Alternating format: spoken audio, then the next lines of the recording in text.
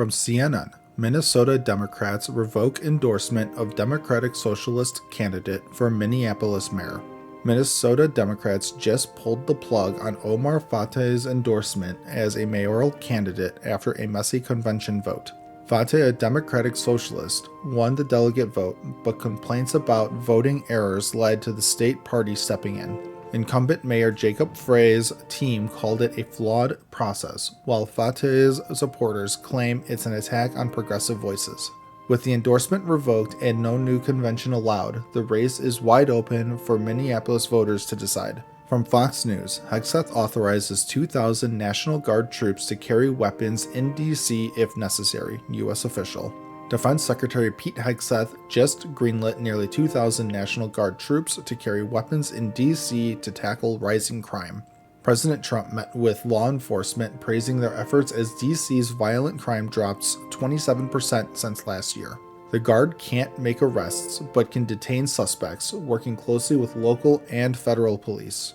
With no homicides in over a week, is this crackdown making the Capitol safer? From CBS News, Cracker Barrel loses almost $100 million in value after new logo release.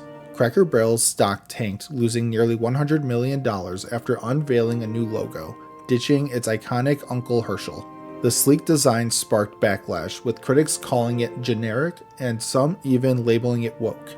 The chain's trying to modernize, but experts warn alienating loyal fans could hurt more than help. Shares rebounded slightly, but is Cracker Barrel's rebrand a recipe for disaster? From USA Today, FBI searches home of Trump critic John Bolton, report says. Live updates. The FBI searched Trump critic John Bolton's Maryland home in a national security probe led by Director Kash Patel.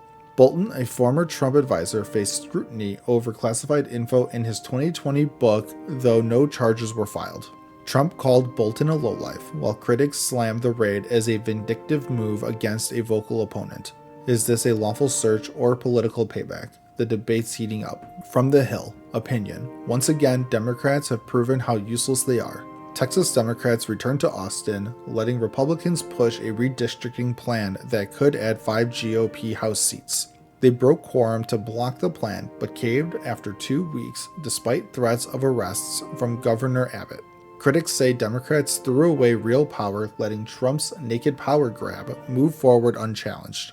With democracy at stake, will Democrats regret not fighting harder? From Late Night On, Gavin Newsom calls for late-night TV shows cancellation. California Governor Gavin Newsom mocked Trump by calling for Fox News to cancel Greg Gutfeld's late-night show.